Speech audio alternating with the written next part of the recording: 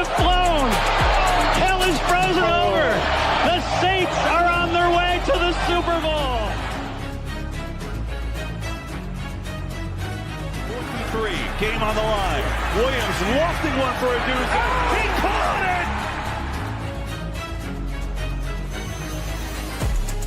it! You're listening to the world's #1 football podcast.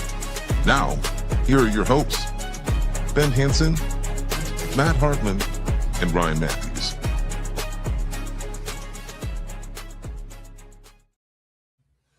All right, how you guys doing? Solo show today. As you guys can all see, it is just me.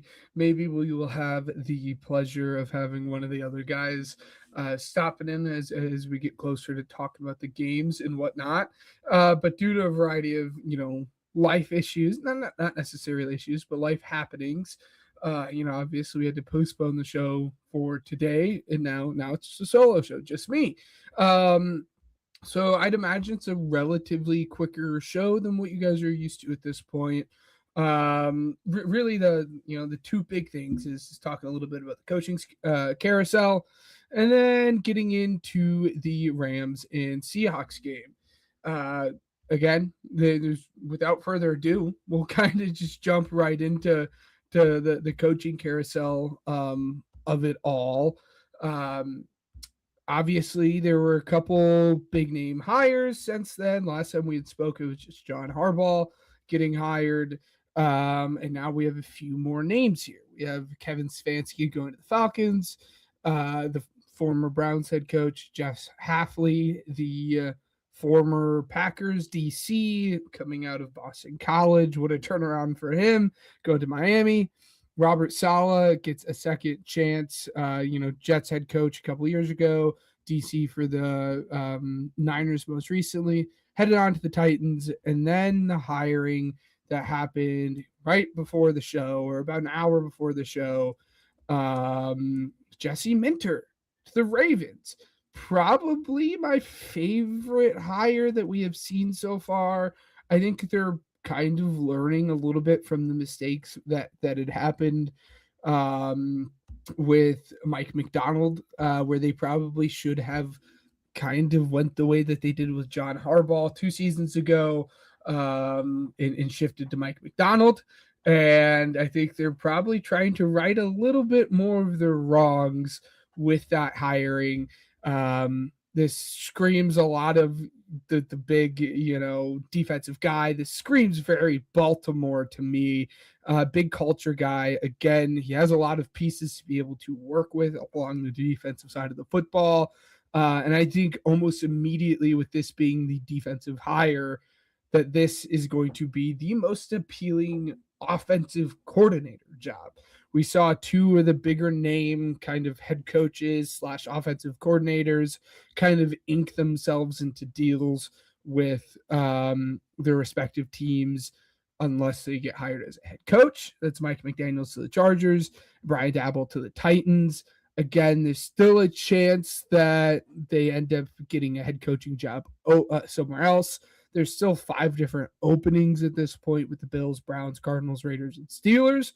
But back to the original point, I think this immediately now becomes the Ravens' job, becomes the most alluring offensive coordinating job open because, there's a defensive head coach now. So now you basically have full control of the offense from an offensive coordinator standpoint of it all, and being able to basically run whatever offense you want with Lamar Jackson at quarterback. You could probably say the same thing with the Bills, but that is very dependent on if they end up hiring an offensive mind or a defensive mind.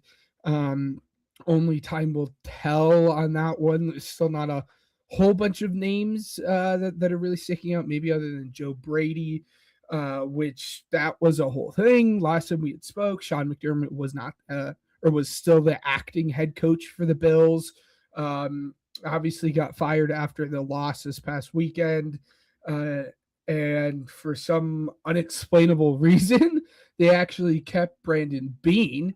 And not only kept Brandon Beane their GM, but actually gave him a promotion to president of football operations, which I absolutely hate. It looks like he won the power struggle there.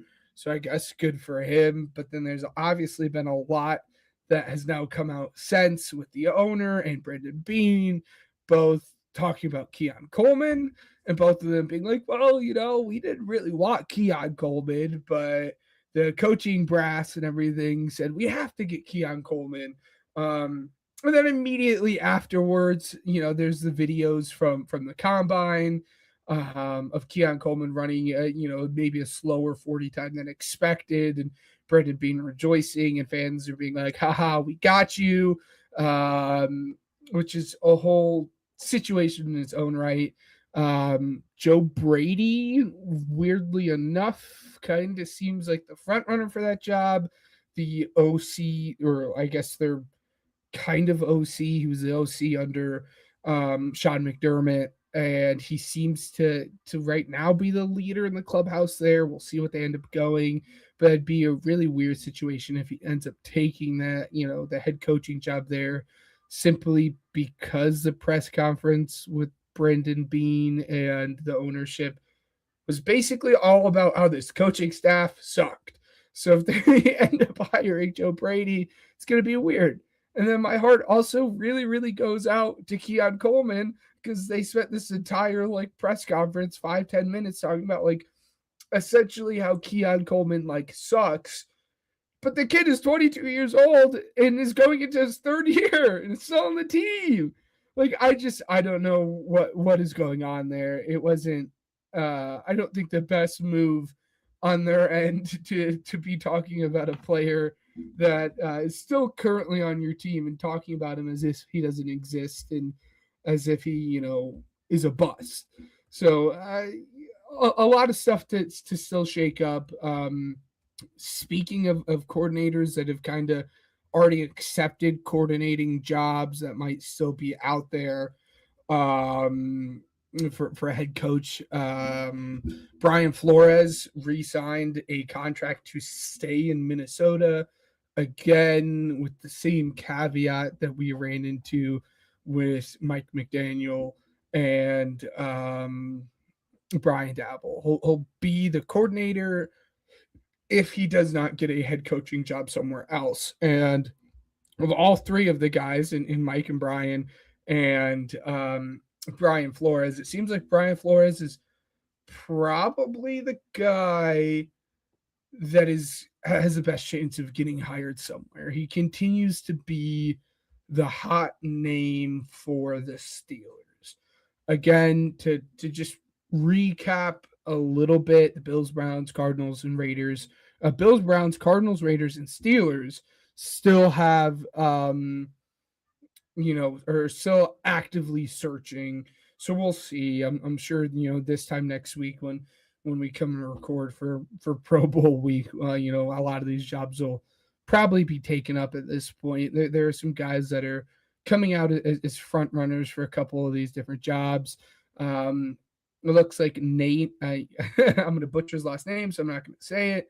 The pass game coordinator for the Rams is the front runner right now for the Browns job. It was them in the Ravens, but obviously, again, as of just a few hours ago, Jesse Minter was obviously named as the head coach for the Ravens, as they talked about. So we will see what happens here. Again, kind of covering the guys that we talked, or guys that have been hired. Already talked about Jesse Minter. Love that Robert Saleh was given another chance, because he really had those guys playing some really, really good defensive ball there with the Niners, despite all of the injuries that they had. And I think he was kind of put in a not the best situation with his time in the Jets. A lot of people want to refer to the fact oh, well, he had Sam Darnold, and look at Sam Darnold now. Well, I don't think that's an easy one-to-one comparison here, right? You're definitely put in a better position to succeed when you're with the Vikings and you're with the Seahawks than you are being the quarterback for the New York Jets. Jeff Hafley, that one will be interesting. Again, he seems like a much more of a culture and defensive guy than anything else.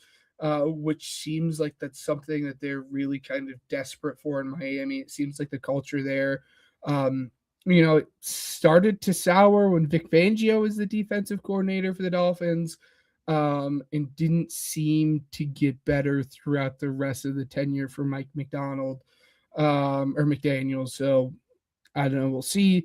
Kevin Stefanski. I really like the hire. I'm surprised that he was the second guy hired, not because of him, but because of Falcons. There's a lot of very unappealing things about this Falcons job, but they jumped on him very, very quickly. He's already kind of basically hiring his coaching staff that he had with the Browns back to the Falcons. Tommy Reese was named the OC for the Falcons, which, Lord knows why he decided to go that, because obviously the Tommy Reese experience didn't work very well with the Browns the first time. So I don't know why we're running it back with the Falcons. Time will tell. We've talked about it ad nauseum at this point. A very weird quarterback situation with Penix and Kirk. We'll see. So I'm excited to see what happens next week in terms of jobs that get filled. Again, a lot of these openings seems like they're about to be wrapped up here in the next couple of days, maybe aside from the Bills. But we'll get on into the games for us to watch, a little bit of the preview here. Yeah, there you go, guys. Go Hoosiers.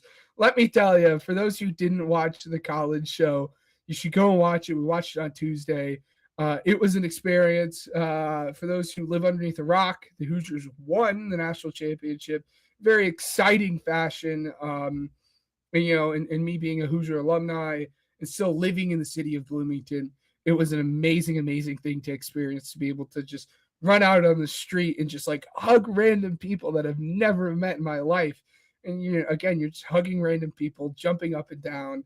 It was quite the scene in Bloomington. There was bonfires that were getting lit in the middle of the street. There were people, probably doing things they shouldn't in terms of climbing on signs, shaking trees, climbing on top of trees. It was quite the scene, but again, as always, go Hoosiers. We absolutely love to see it. But getting on into the conference championship games here, it'll be good football, and I kind of cringing a little bit when saying that, simply because we'll kind of go in chronological order here. We'll go with the Patriots versus Broncos. This game is happening at 3:00 Eastern time, 2:00 Central time. And again, we'll start with this one. I'm really reluctant. I'm sure you guys can hear that in my voice here, because basically immediately after the game, maybe an hour or so after their most recent game, the Broncos and Bills game, Bo Nix was ruled out. He broke his ankle, I think is what it was. So he's out for the rest of the playoffs. So that means for the best team in the AFC is getting manned by Jarrett Stidham, which will be interesting. Never say never. The Patriots obviously don't necessarily have the best track record in terms of going against backup quarterbacks, i.e. the birds behind me. Go Nick Foles. So of all teams for that to happen to, I just think it's funny that it ends up being a backup quarterback against the Patriots. Very much a different situation than what it was the last time the Patriots played a backup quarterback, because at that point in time, Nick Foles had like 4 or 5 games underneath his belt. He played like the final 2 games of the regular season, obviously played the 2 playoff games, and then he played the Patriots in the Super Bowl, and as you know, that's all she wrote. The Eagles won that game. That being said, I'm just very, very interested to see if the Broncos defense can do enough to keep Stidham in this offense in the game. They get some relief. It looks like J.K. Dobbins will be back for them. I know R.J. Harvey has kind of turned it on the last couple weeks. but just due to stature, RJ Harvey isn't going to be your bell cow back, not at least this year. We saw a lot of that in the Bills game where they mixed in McLaughlin and Harvey. So now they're able to kind of get their RB1B. I'll say, because I'll still call Harvey RB1A in this situation, but they get their RB1B back. So it's just a matter of, can you be explosive enough against this Patriots defense with the run game, and can your defense limit the explosive play by the Patriots? And we'll see if that'll be enough to keep them in the game. Again, very interested. If you're the Patriots, obviously you lead the league in explosive play rate. They're 8.1% explosive play rate. For those who aren't familiar with what an explosive play is, that's 20 plus. That's a play that gets you 20 plus yards through the air, or a play that gets you 15 plus yards on the ground.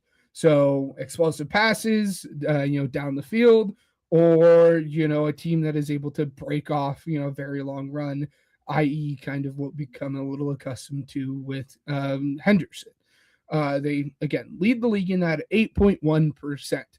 That being said, the Broncos are going against, the Broncos have the third lowest explosive play rate allowed in the NFL. They're tied for second, so third, however you want to put it, at 4.3. So they basically allow half of what the Patriots are used to in terms of getting the explosive play. So I'll be interested. We'll see, again, if the defense can do enough there. If you're the Patriots, you want to send probably as many blitzes as possible and kind of have Jarrett Stidham's head spinning a little bit. Kind of think your Chargers game in the second round of the playoffs here, where it felt like Justin Herbert was getting hit on every single play, because the Patriots were just sending pressure basically every single time. Don't give Jarrett Stidham a chance to think. Send 5, send 6, do your simulated pressures where you walk up 5-6 guys to the line of scrimmage and end up dropping guys back and not sending that. Make him feel it, make him guess, have his head spinning. We'll see what our picks are. I have my picks, I have Ryan's picks. And for this game, I think I could probably imagine what Matt's pick would be here. Moving on to our second game, and the only other game that is happening during, the playoffs now before the Super Bowl, the last game before the Super Bowl, that's Rams versus Seahawks. We've seen this game twice already. Both very, very good games. And this is, I think the best way I can put it is, this is truly poetry in motion, right? Because it is this beautiful offense that Sean McVay can put together against this very, very, very, very good defense that Mike Macdonald can put together. And it truly is this unstoppable force versus a movable object, kind of butting heads with each other. Again, both times we got fireworks. Obviously, the most recent time where the Seahawks stormed back, ended up winning the game in overtime. It was beautiful. For the Rams side of it, the big thing is can the Rams offense get going? We've seen them struggle a little bit here down the stretch against the Patriots and obviously against the Bears. I'll give them a little bit of the benefit of the doubt in this most recent game because of the weather. It was absolutely freezing cold. And it was easy for us to be like, oh yeah, Bears weather, who cares? It clearly and obviously affected Matt Stafford. And, going forward, it's something to throw in the vault. But you're not going to have to worry about it as much going to Seattle. But again, can this offense get going? And really, especially on third down, can you convert on third down? Because the last two matchups against the Seahawks, you really haven't been able to. You're converting 20% combined over the last two matchups, and you have not been able to stay on the field and consistently put together long drives. So we'll see. I think that's going to be kind of the area for them to target. As far as the Seahawks go, You want to absolutely target A.J. Barner and Elijah Arroyo as much as possible. The Rams are just flat out bad at guarding tight ends. The 29th ranked defense in terms of allowing passing threats to tight ends. The Seahawks have the tight ends to do it. A.J. Barner has really blossomed into a good, solid tight end. Maybe, not up there in the upper echelon, but really has been able to get it done, especially when it matters the most. Think this game last time, right? So that really is, I think, the big area for the Seahawks to target is this Rams defense. We'll see if they can get it done. This is kind of the other big injury, obviously the Bo Nix stuff, but Zach Charbonnet is now out for the rest of the playoffs. This gives Ken Walker a chance to step up. We saw him able to do that against the Niners. This is going to be a little bit of a different story, right? We kind of knew that was the MO for the Niners. The Niners were bad on defense, obviously, because of a lot of the injuries. They were a very gettable rushing attack defense, and we saw it. Ken Walker really had himself a day. I think it was 129 yards, 3 touchdowns. Didn't really skip a beat with Zach Charbonnet out pretty much the second half of the game here. It's going to be a different story against the Rams. So target your tight ends, get the ground going early, get the ground game going early and often, and we will see if it'll be enough to maybe outscore a little bit of the Rams. I'm wondering if the points that need to be reached for the Seahawks is 4 touchdowns, 28 points. Maybe we'll bump it up to 31. So we'll say 4 touchdowns and a field goal. Simply because the Rams do have a very good offense.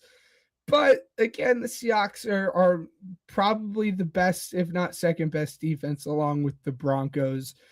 So it'll be fun. Really tales of the same game for both the games that are going on. This explosive offense with the Patriots and Rams and this very good defensive unit. Get it done in a couple different ways, but both the Seahawks and Broncos are both very good, explosive on defense.